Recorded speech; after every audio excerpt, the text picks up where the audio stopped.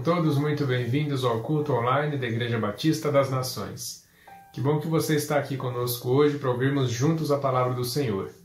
E vamos começar este culto hoje pensando um pouquinho sobre o que aconteceu com João Batista. O anjo Gabriel foi enviado por Deus para falar com Zacarias, que era um sacerdote no templo do Senhor, enquanto ele estava levando incenso ao altar de incenso. Então o anjo Gabriel apareceu ali e falou para Zacarias que ele e a Isabel, sua esposa, teriam um filho, e o nome dele seria João.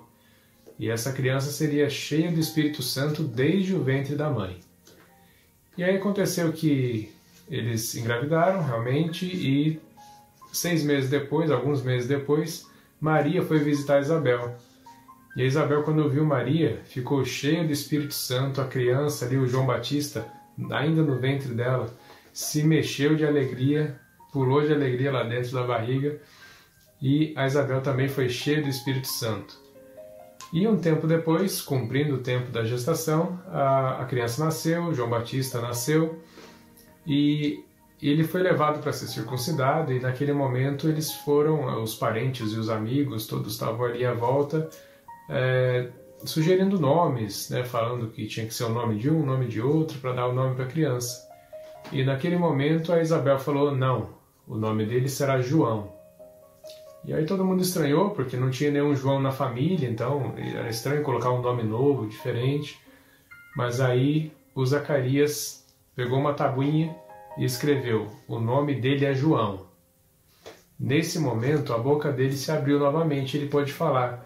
Porque naquele momento em que o anjo Gabriel falou para ele que eles ficariam grávidos, teriam um filho, ele não acreditou, porque eles já eram avançados em idade. Ele não acreditou e ele ficou todo esse tempo mudo. E as pessoas que viram isso acontecer, viram que a boca dele se abriu novamente e que o nome dele seria João, e que ficaram sabendo depois de outras situações que o anjo falou ali, todo mundo se maravilhou. Toda a região da Judéia, toda aquela área, todo mundo ficou sabendo dessa história. E eles ficaram se perguntando, o que será desse menino? O que será que Deus vai fazer com ele? E aconteceu que ele cresceu e virou João Batista, aquele que preparou o caminho para Jesus, aquele que preparou, que veio pregar o arrependimento e que batizou Jesus Cristo. Foi isso que aconteceu com ele. Então, pense bem na sua vida. Se você tem o Espírito Santo, o que é que Deus vai fazer com você? Esteja pronto. E se você não fez ainda, aceite a Jesus hoje, o fim está próximo. Vamos ficar agora com os louvores com o Alex, a palavra com o pastor Natanael, e Deus abençoe você e sua casa.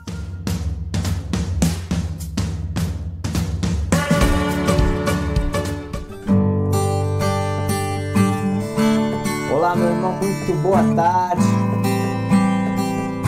Que o Espírito Santo possa tocar o Senhor e fazer a sua tarde mais maravilhosa. Em nome de Jesus. Louve ao Senhor. Não deixe o meu amor se esfriar.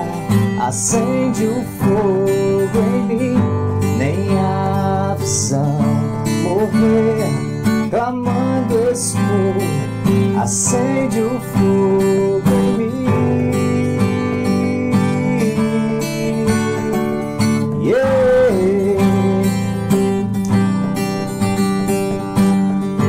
Meu ser, meu coração, você conhece, acende o fogo outra vez, ó vem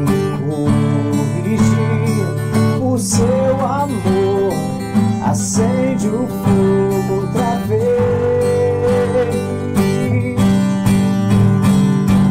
Refinado serei, precioso metal,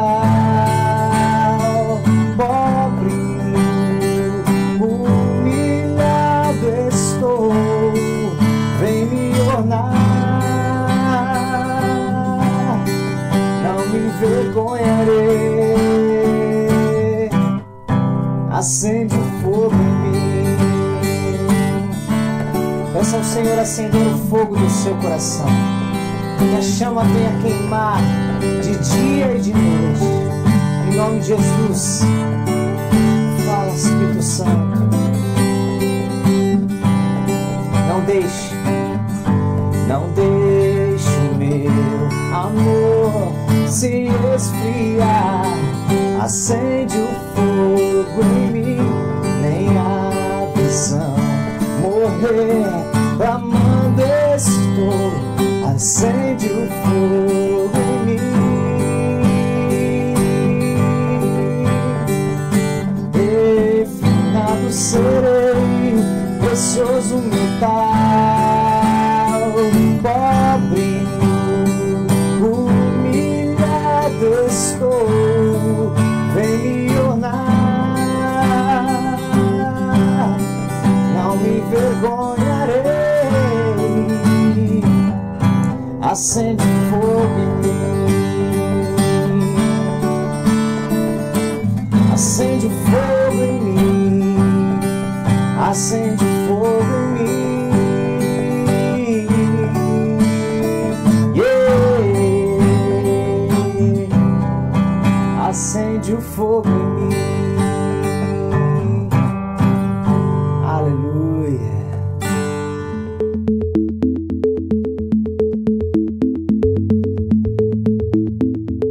Olá, amigos e irmãos em Cristo, sejam todos muito bem-vindos ao culto da IBN deste domingo.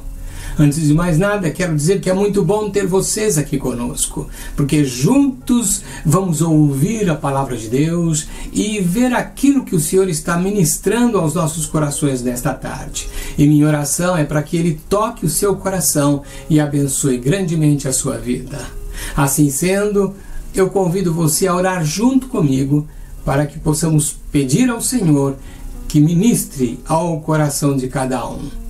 Que Ele compense as minhas debilidades ao transmitir a sua palavra e que abençoe grandemente a sua vida com entendimento do que vai ser dito.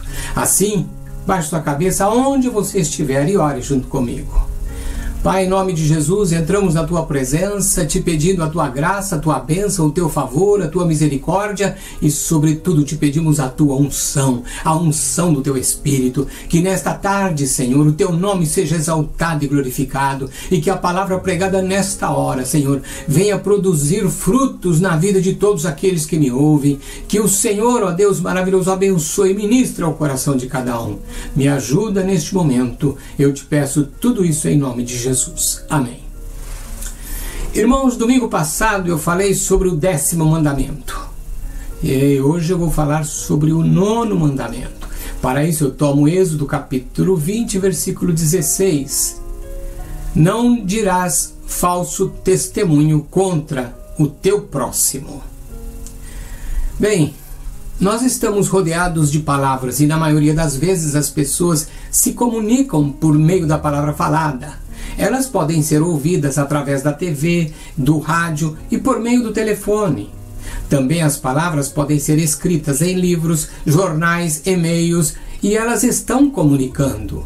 As palavras estão por toda parte. Elas são vitais, mas com muita frequência as palavras não são verdadeiras.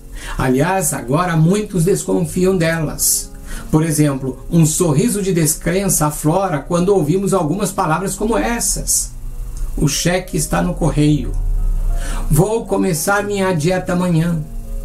Parabéns, você ganhou um cruzeiro grátis para as Bahamas. E a lista não para por aí.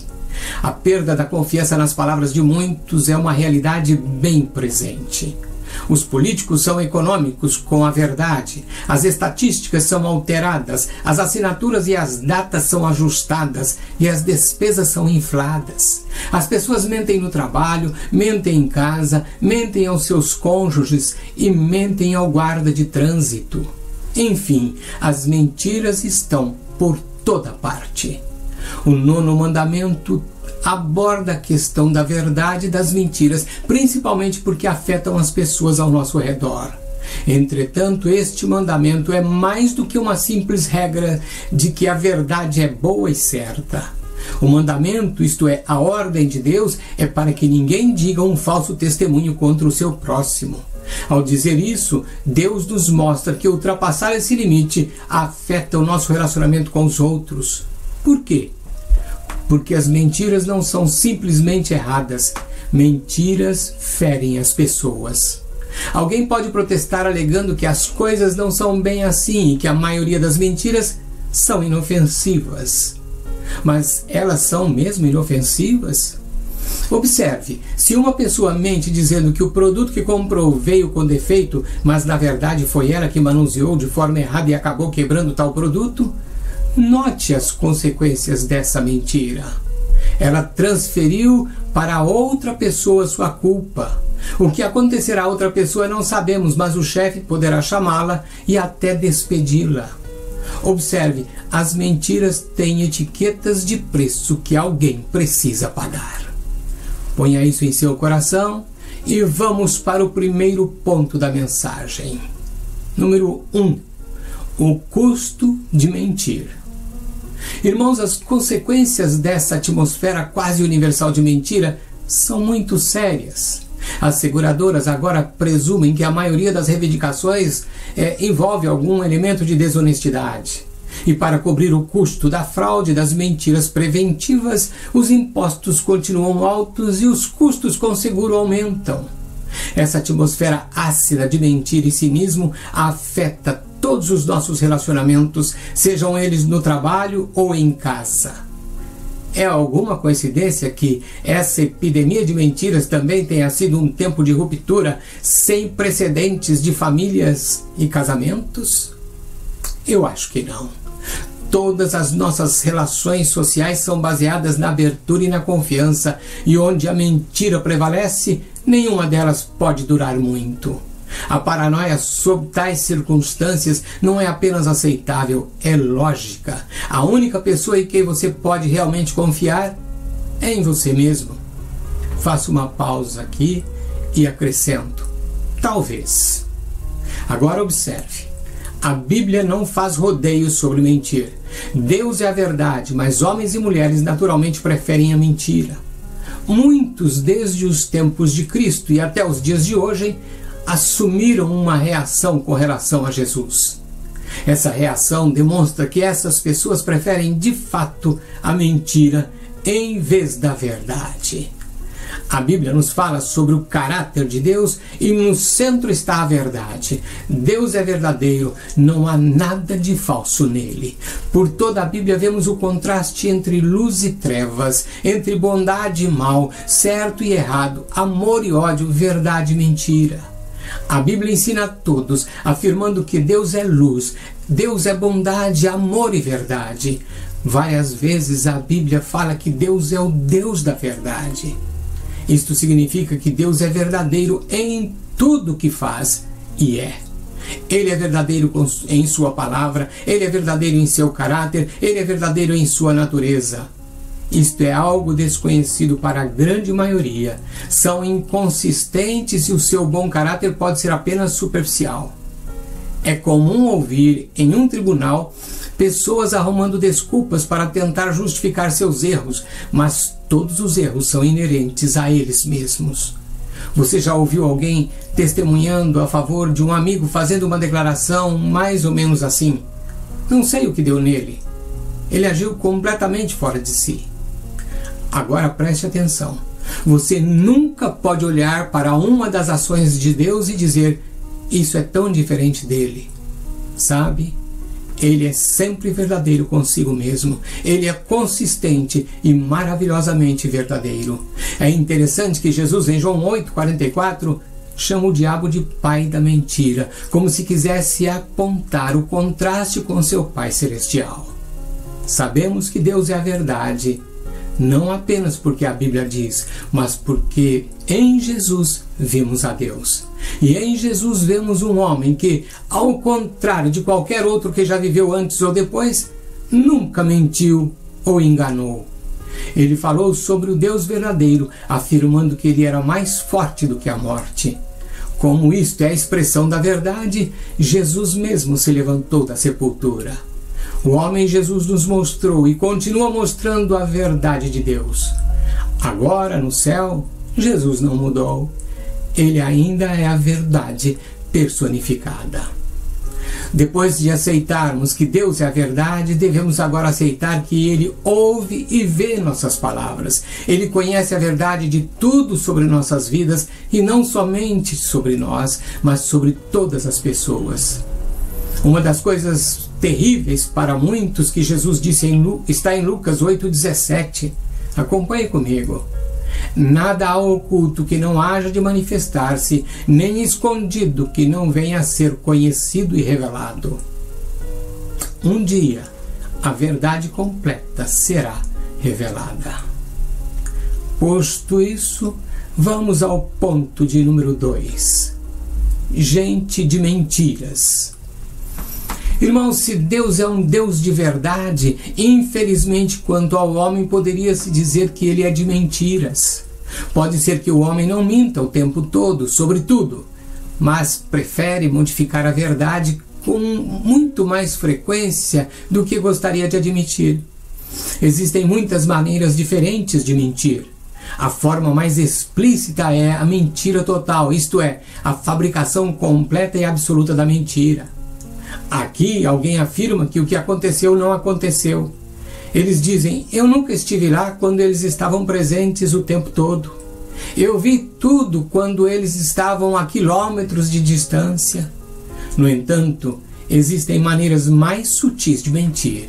Pode haver, por exemplo, a mentira do silêncio, quando alguém deixa de mencionar um fato significativo.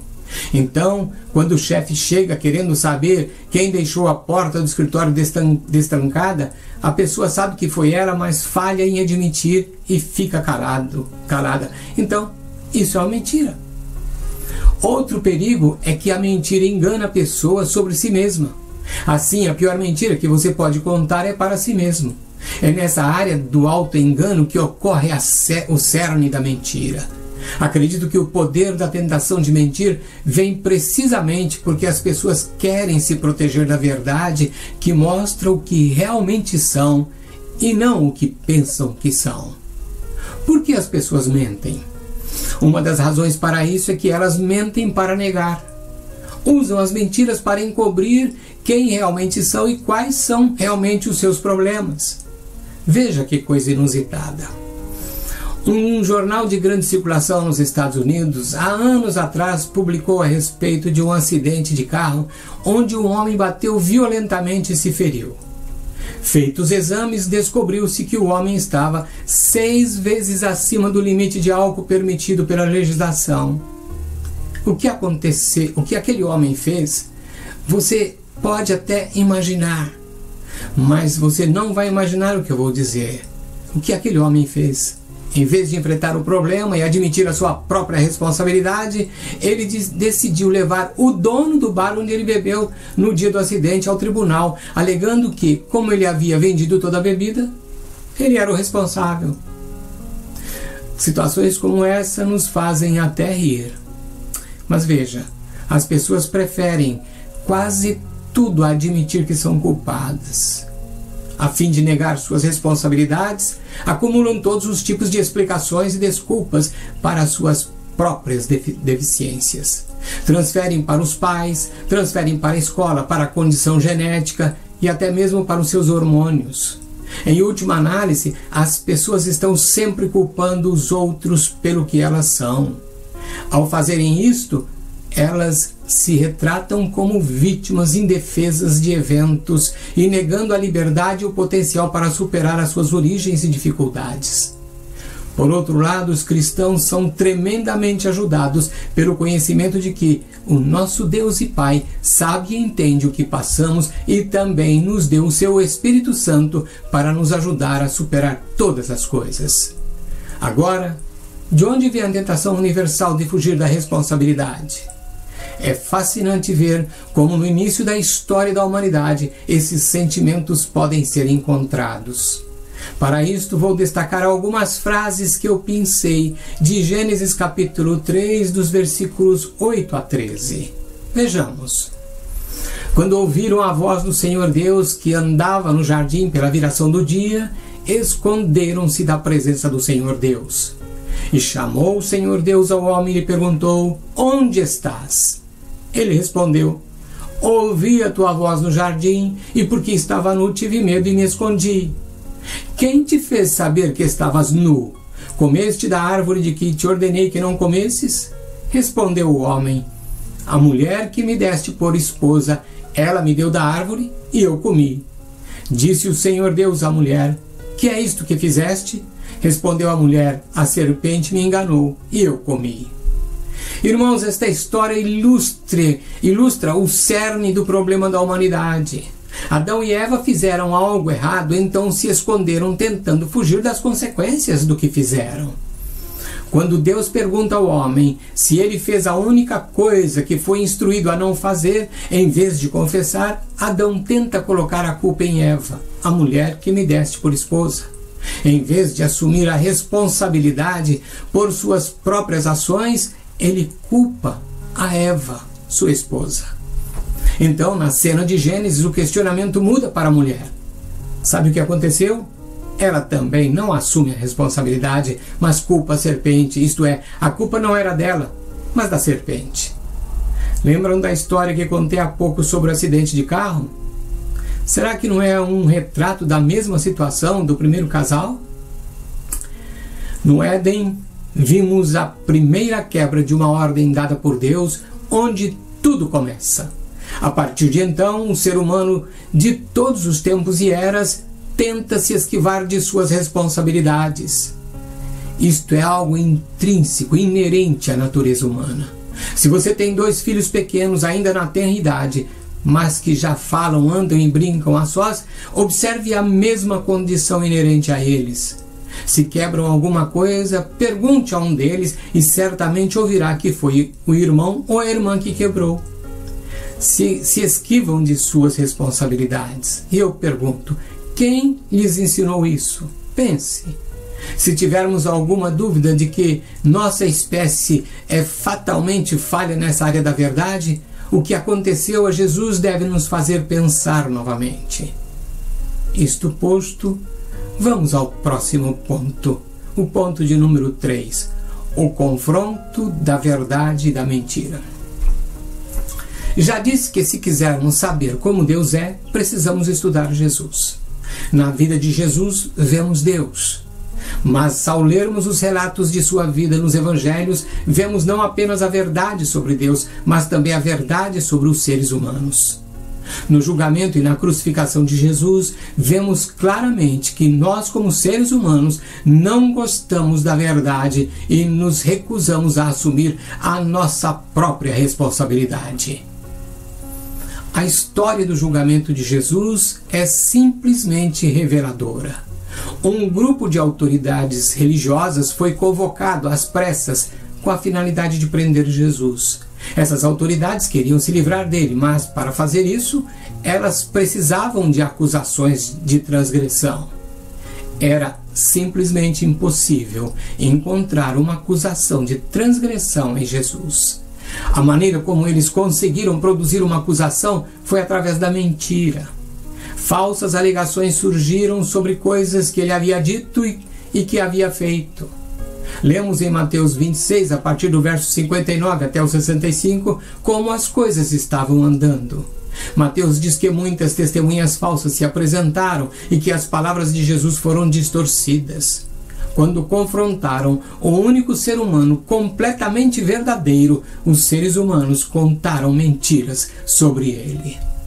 Pouco depois disso, Jesus foi conduzido perante o governador romano Pôncio Pilatos, um homem que tinha o poder de vida e morte sobre qualquer prisioneiro. Todos os 4 escritores dos evangelhos indicam que Pilatos estava nervoso diante de Jesus, que se recusou a implorar por sua própria vida. A certa altura, respondendo a uma pergunta de Pilatos sobre se ele era um rei, João 8, 37 e 38 nos mostra a resposta de Jesus. Tu dizes que sou rei. Eu para isso nasci e para isso vim ao mundo, a fim de dar testemunho da verdade. Todo aquele que é da verdade, ouve a minha voz. Perguntou-lhe Pilatos, que é a verdade? A pergunta patética de Pilatos ecoa através dos tempos até nós. Jesus, aquele que é o caminho, a verdade e a vida, está na frente de Pilatos, olhando-o nos olhos. No entanto, Pilatos está tão cego pelas mentiras que não consegue reconhecer a verdade quando ela está a 1 metro de distância dele. Muitas vezes as pessoas dizem: se ao menos Jesus vivesse entre nós como viveu naquela época, então eu acreditaria. Que absurdo! Se ele vivesse hoje, fariam exatamente o que eles fizeram com ele naquele dia. Primeiro confrontariam seus pontos de vista, depois tentariam silenciá-lo e, finalmente, quando isso falhasse, o matariam. Jesus não foi executado por lunáticos, idiotas e desequilibrados, mas por pessoas educadas, sofisticadas e até religiosas que simplesmente queriam preservar o sistema, manter o status quo e evitar problemas. As pessoas que executaram Jesus eram seres humanos perfeitamente comuns. Esse é o fato assustador. Também vemos em todo o triste processo do julgamento do Senhor o hábito do ser humano em recusar a assumir suas responsabilidades. Veja, Pilatos lavou as mãos para indicar que estava livre da culpa de um assassinato judicial, como se este ato fosse tão fácil quanto ir ao banheiro. O que ele estava dizendo? Não é minha culpa, portanto não me culpem. Sabe o que o ser humano faz? Diz o mesmo desde então. No entanto, se no julgamento e na crucificação a humanidade tenta negar sua responsabilidade, vemos em Cristo algo mais ao mesmo tempo. Na cruz, Jesus assume a responsabilidade pelos erros que cometemos. A única parte inocente na história da raça humana torna-se culpada para que possamos ser poupados da culpa. É exatamente o oposto de nossas ações. Pilatos lava as mãos tentando desesperadamente purificá-las de sua própria culpa, enquanto Jesus estende as mãos para assumir a culpa dos outros. Observe que a Bíblia registra em Isaías 53:6, séculos antes da crucificação. Acompanhem comigo. Todos nós andávamos desgarrados como ovelhas, cada um se desviava pelo caminho, mas o Senhor fez cair sobre ele a iniquidade de nós todos. Podemos não querer assumir a responsabilidade por nossos pecados e erros, mas Jesus o fez por nós. Agora, vamos ao próximo ponto, o ponto de número 4. Combate a mentiras. Quero voltar agora para os aspectos práticos de como combatemos a tendência de mentir. Vou abordar algumas sugestões sobre como lidar com essa condição. Em primeiro lugar, cuidado com a língua. As palavras têm mais poder do que acreditamos. Um pregador subiu ao púlpito em um domingo de manhã com um grande saco na mão. Neste saco, disse ele à igreja, tenho a coisa mais perigosa do mundo. Ele colocou a mão no saco e puxou uma espada. Ele girou em volta da cabeça, cortou o ar e falou sobre todas as coisas terríveis que você poderia fazer com as espadas. Então ele disse, mas a coisa mais perigosa do mundo não é uma espada. Ele baixou a espada, então ele enfiou novamente a mão no saco e puxou lá de dentro um revólver. Ele apontou para o teto e falou sobre as coisas horríveis que você poderia fazer com uma arma de fogo. Depois disse, armas de fogo não fazem parte da coisa mais perigosa do mundo. E ele abaixou a arma. Finalmente ele enfiou a mão novamente dentro do saco e tirou algo que parecia ser um longo pedaço de carne vermelha e carnuda. Ele estendeu o objeto repulsivo para as pessoas verem. Isto, meus amigos, disse ele solenemente, é a coisa mais perigosa do mundo, a língua. Tiago, meu irmão de Jesus, parece ter a mesma opinião. Em sua epístola, no capítulo 3, versículo 8, ele nos diz que a língua é um mal incontido carregado de veneno mortífero. No versículo 4 ele diz que a língua é como o leme de um navio, embora minúsculo, ele dirige o curso e define a direção. O fato de as palavras serem faladas com tanta facilidade também significa que podem se espalhar rapidamente. E ao se espalhar, elas se tornam irrecuperáveis. Uma vez pronunciadas, não podemos retirá-las. Há uma lenda interessante de um homem na Idade Média que confessou a um sábio que havia pecado porque estava espalhando boatos sobre alguém da comunidade local. O que ele deveria fazer? Perguntou ao sábio. O sábio disse-lhe para ir e colocar uma pena em cada um dos degraus da comunidade. O homem saiu correndo, cumpriu o mandado do sábio e o mais rápido possível ele voltou ao sábio. Para sua surpresa, o sábio disse-lhe: agora volte e recolha todas as penas. O homem protestou que, a essa altura, elas teriam sido levadas pelo vento e estariam a quilômetros de distância. Isso, disse o sábio, foi exatamente o que aconteceu com as suas palavras descuidadas e maliciosas. Quando você falar, certifique-se de que você o faz bem e com sinceridade. Em segundo lugar, lembre-se do custo de mentir.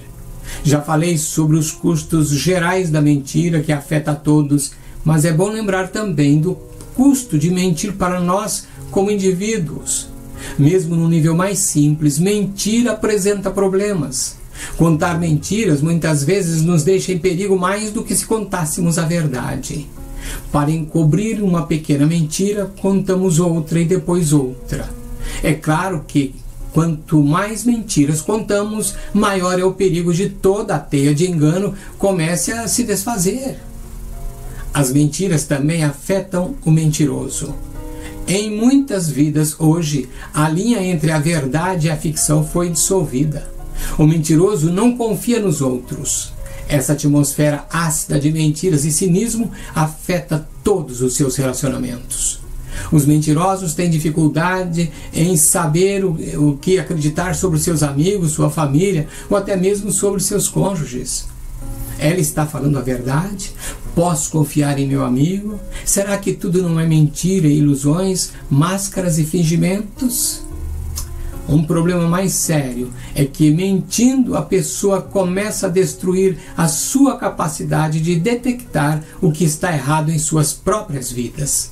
A Bíblia ensina que a única maneira de conhecer a Deus é admitindo que nossas atitudes e ações estão erradas e a gente então precisa se arrepender delas. Mas se as pessoas constroem suas vidas sobre este castelo de areias, se não sabem mais quem são, ficam cegas para o fato de que precisam se arrepender. Ter o hábito de mentir sobre quem são é como desativar os sinais de alerta de um carro, o qual dá uma ilusão reconfortante de que não há problemas, mas também evita que sejam avisados de que podem precisar tomar medidas sérias, corretivas. Em terceiro lugar, evite a fofoca. Alguém disse: fofoca é quando você ouve algo que gosta sobre alguém que não gosta. Palavras sábias essas. A fofoca se enquadra no 9º mandamento. Você sabia disso? As palavras de fofoca são sempre contra o próximo e muitas vezes são falsas. Na verdade, uma das características da fofoca é que não importa se é verdade ou não. Contamos um pouco de fofoca porque é uma história interessante, não porque é verdadeira. O 9º mandamento fala contra o amor pela fofoca e intriga sobre os outros. O livro de Provérbios fala muito de fofoca. Vejamos Provérbios capítulo 26, verso 20 e 22 na versão da linguagem de hoje. Sem lenha o fogo se apaga, sem mexericos a briga se acaba. O 22 diz: os mexericos são tão deliciosos como gostamos de saboreá-los. Sem dúvida, todos podem fazer fofocas, mas tenho certeza de que nunca pensam em si mesmos como fofoqueiros. Estão simplesmente interessados em se manterem bem informados sobre o que está acontecendo. Claro que às vezes dizem coisas que começam com: eu não deveria dizer isso a você, mas... Ou, você já ouviu falar sobre fulano? Ou ainda, Estou realmente preocupado com ele. Você sabia que outro dia? E assim começa a fofoca. Como mencionei ao falar sobre o poder das nossas palavras, a fofoca pode viajar rápida e facilmente quanto penas em uma brisa. Na verdade, boatos e contos são piores do que penas, pois ao contrário delas, multiplicam-se em número e tamanho à medida em que viajam. Temos várias diretrizes para nos ajudar aqui. Uma coisa que podemos fazer é monitorar o que estamos dizendo. Podemos nos perguntar se o que estamos prestes a dizer inclui algo que possa ser denominado como fofoca. Se entendermos que sim, devemos a todo custo evitá-lo. Outra diretriz é nos perguntarmos quando estamos tentados a passar algo adiante, ou algum conto intrigante. Se isto fosse escrito, eu seria capaz de assiná-lo? Se não estamos dispostos a colocar o nosso nome em uma história, então não devemos compartilhá-la. Isto, é claro, nos traz de volta ao fato de que o 9º mandamento trata da nossa capacidade de contar mentiras. Outra orientação é perguntar como nos sentimos se a pessoa em questão pudesse nos ouvir falando dessa maneira sobre ela. No entanto, acredito que devemos ir mais longe. Vamos também ser pessoas que param de fofocar. Na verdade, não devemos sentar quietos enquanto as histórias fluem ao nosso redor, sugando a fofoca como um aspirador de pó. Desafie aquele que conta. Tem certeza? Você verificou isso? Não poderia haver outra interpretação menos prejudicial? Podemos até dizer sem rodeios, prefiro que não falemos sobre isso. Mesmo que as pessoas fiquem surpresas ou incomodadas quando fazemos essas colocações, certamente nos tornaremos conhecidos como alguém que não empresta seus ouvidos às fofocas e com isso ganhamos o respeito. Pode ser útil lembrar duas coisas. Primeiro, as fofocas nunca são confiáveis porque quebram segredos. Todos nós sabemos que quem traz fofoca também as carrega. Em segundo lugar, aqueles que são fofoqueiros tendem a ser aqueles que atraem fofocas sobre si mesmos. Portanto, não dê lugar à fofoca, pois existem coisas melhores para conversar. Quinto e último ponto. Torne-se uma pessoa da verdade. Irmãos, não é suficiente rejeitar aquilo que é ruim, vamos nos ater ao que é bom. Ser conhecido como homem ou mulher da verdade significa mais do que evitar mentiras ou fofocas. Significa afirmar a verdade. Glória a Deus. Encarar a verdade significa ser responsável por nossa culpa. Significa admitir as coisas que fazemos de errado. Significa que devemos evitar colocar a nossa defesa acima de tudo, inclusive da verdade. Dizer a verdade é caro e desconfortável e vai contra a nossa natureza humana. No entanto, um momento de reflexão nos mostrará que isso está longe de ser fácil. Deixe-me dar alguns exemplos. Se formos a uma casa nova de alguém e a pessoa nos perguntar se gostamos, quando não gostamos, temos que dizer a ela? Que tal contar mentirinhas brancas? Devemos contar aos nossos filhos sobre o Papai Noel ou sobre a fada madrinha? É certo mentir sobre a nossa idade? O que quero fazer agora é sugerir alguns princípios para que possamos lidar com essas questões de uma maneira que agrade a Deus. Claramente, a maioria de nós aceitaria que Deus não quer que sejamos mentirosos, descarados. O que fazer em situações como essas? Antes de dizer, permita-me contar uma experiência que ocorreu lá pelos anos de 97 ou 98. Minha esposa trabalhava em uma empresa multinacional, ocupando o cargo de secretária executiva. Um belo dia, por um pouco de tempo, ela levou a nossa filha, que na época deveria ter uns 3 ou 4 anos de idade. Os gerentes e diretores se encantaram com ela e, como ela sempre foi muito falante, conversava com todos. A certa altura, um dos diretores veio até onde minha esposa estava e lhe disse: "Como você pode fazer uma coisa dessa?" Ela retrucou espantada com a pergunta: o que foi? Como estávamos próximos do Natal, ele lhe disse: acabei de perguntar à sua filha o que ela ia ganhar de presente do Papai Noel. Sabe o que ela me respondeu? Papai Noel não existe. Meu pai é o Papai Noel. É ele que me dá os presentes. Aquele homem ficou horrorizado com a resposta e decidiu interpelar a minha esposa. Como você pode ter ensinado a uma menininha que Papai Noel não existe e que isso é apenas uma lenda? Irmãos, precisamos assumir posturas firmes e direcionadas por Deus ao tratarmos de questões difíceis.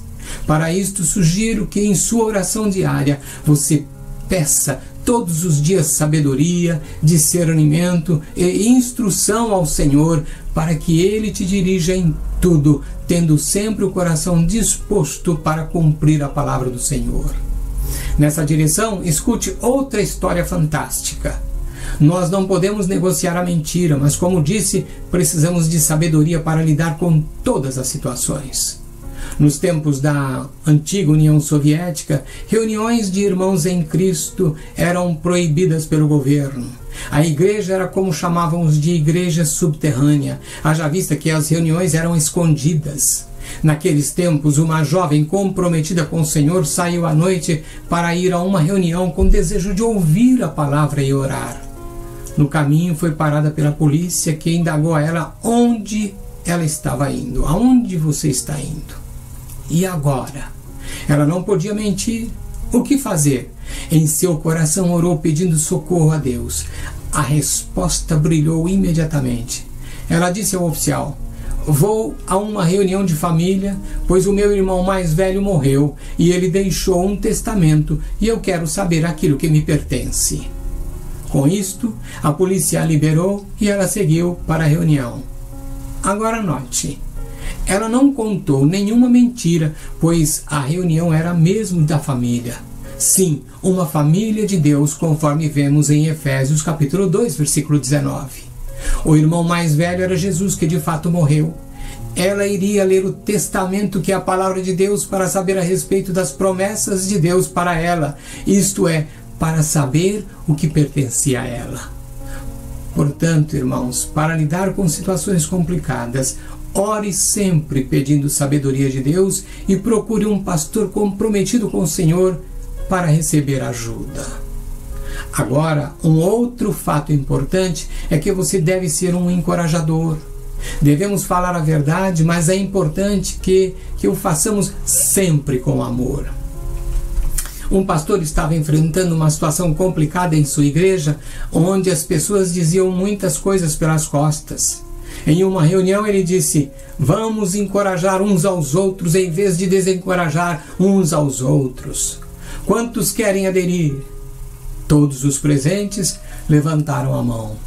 Então ele falou a todos os presentes: há apenas uma qualificação para que você seja um encorajador, ou seja, você precisa pensar antes de falar.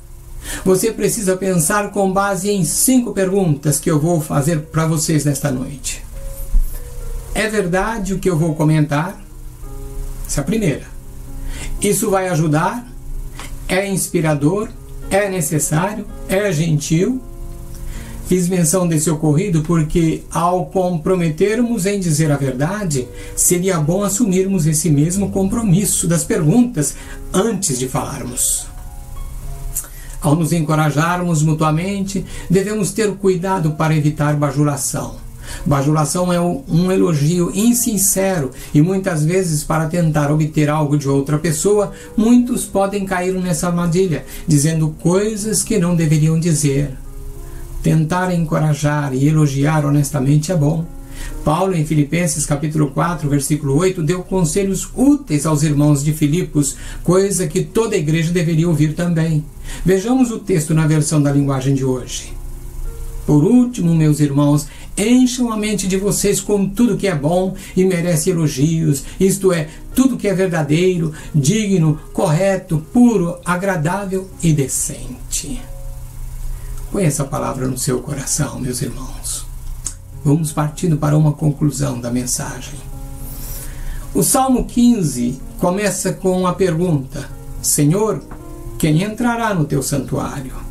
Nos 4 versículos a seguir, ele lista as 11 características dos justos que podem entrar na presença de Deus. E é interessante que 4 delas se centram no uso correto das palavras. Você depois pode ler o Salmo 15 em casa, meditar um pouco sobre ele. Mas uma das características finais é desafiadora. Tomo agora a última parte do verso 4 na versão NVI, quando o salmista se refere àquele que mantém a sua palavra mesmo quando sai prejudicado. Você estaria disposto? Você estaria disposto a manter a sua palavra mesmo quando você a mantém, você é prejudicado? Como disse antes, devemos ser pessoas comprometidas integralmente com a verdade. Jesus incentivou os seus seguidores a ser pessoas da verdade. Ele disse em Mateus capítulo 5, versículo 37, seja, porém, a tua palavra sim, sim, não, não. O que disto passar vem do maligno. O que ele quis dizer com isso? Que a sua palavra tem que ser verdadeira. E se em algum momento não for, você pode estar sob influência maligna. Já pensou nisso? Veja, as promessas quebradas rompem relacionamentos, causam mágoa e dor, espalham desconfiança e geram um questionamento doentio de tudo mais que já foi prometido. Ser fiel à nossa palavra significa pensar cuidadosamente sobre o que está envolvido antes de fazermos uma promessa, não depois. Pode significar que precisamos estar preparados para dizer agora, em vez de quebrar nossa palavra mais tarde. Termino dizendo que o 9º mandamento, com sua referência a abusos da língua, pode parecer apenas um pouco menos distante do que consideramos pecado real. No entanto, podemos ver que este mandamento levanta questões muito sérias, haja vista que quase sempre tratamos com leviandade as palavras que pronunciamos. Finalizo dizendo que Deus não deu este mandamento como algo que deveria ser apenas para aquela época, ou que ele deveria ser ressignificado nos tempos em que vivemos. Não, esta é uma balela que mais uma vez cai por terra. Apenas lembre-se de que a honestidade no que dizemos é vital para os nossos relacionamentos e até mesmo para nós mesmos como indivíduos. Devemos lembrar que tudo o que falamos na presença de Deus. Assim que sejamos conhecidos como homens e mulheres de Deus, homens e mulheres de confiança, cujas palavras são honestas e justas, pois a nossa vida, nossos atos e palavras estão diante do Senhor de toda a terra. Reflita. Termino, meus irmãos, antes de orar, eu quero dizer para você que, na verdade, a palavra do cristão deve ser sim, sim, não, não. Devemos sempre manter a nossa palavra, sermos fiéis a Deus em todo o tempo. O Senhor está procurando por corações que desejam ser íntegros na sua presença e que sabem que enquanto vivem aqui neste mundo, mesmo em meio aos seus relacionamentos, em meio ao seu trabalho, em meio a tudo aquilo que fazem e aquilo que são, eles vivem na presença de Deus, porque é impossível separar isto. E vivendo na presença de Deus, será que você pode entender que as coisas que você fala, as coisas que a sua boca produz como palavra, você está convicto de que Deus está ouvindo cada uma delas?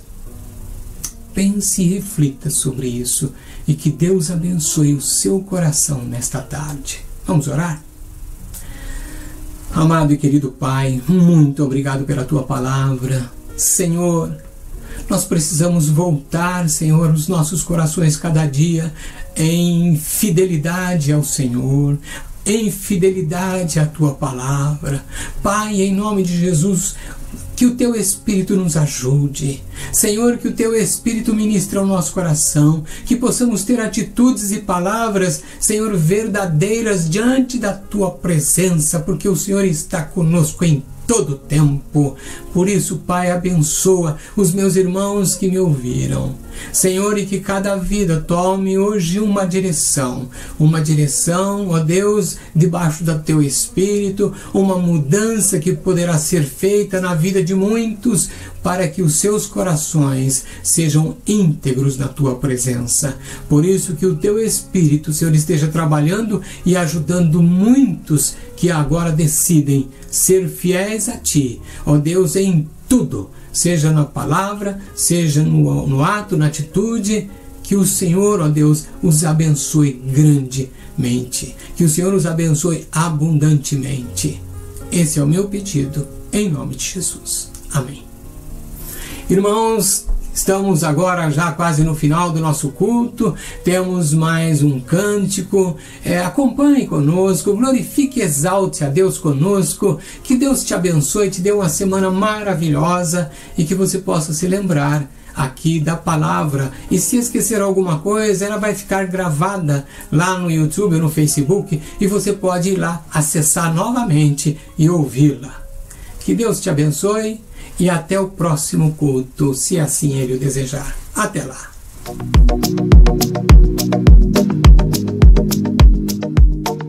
Aleluia. Quero consagrar meu lar a Ti, o nosso futuro para Te servir, com toda a minha força e entendimento. Quero dedicar o meu lar a Ti.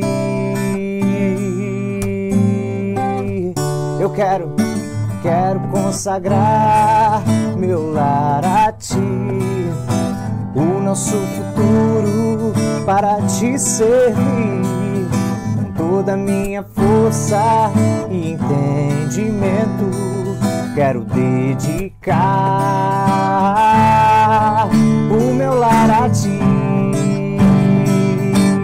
Eu e minha casa serviremos a Deus. Eu e minha casa serviremos a Deus. Eu e minha casa serviremos a Deus com alegria. Será abençoada minha descendência, frutificará com a Sua presença, e como um bom perfume meus filhos irão perfumar todas as nações. Será abençoada minha descendência, frutificará com a sua presença, como um bom perfume os meus filhos irão perfumar todas as nações. Eu e minha casa serviremos a Deus. Eu e minha casa serviremos a Deus. Eu e minha casa serviremos a Deus com alegria. Eu e minha casa serviremos a Deus. Eu e minha casa serviremos a Deus. Eu e minha casa serviremos a Deus com alegria. Não há nada melhor do que servir ao Senhor com alegria. Aleluia.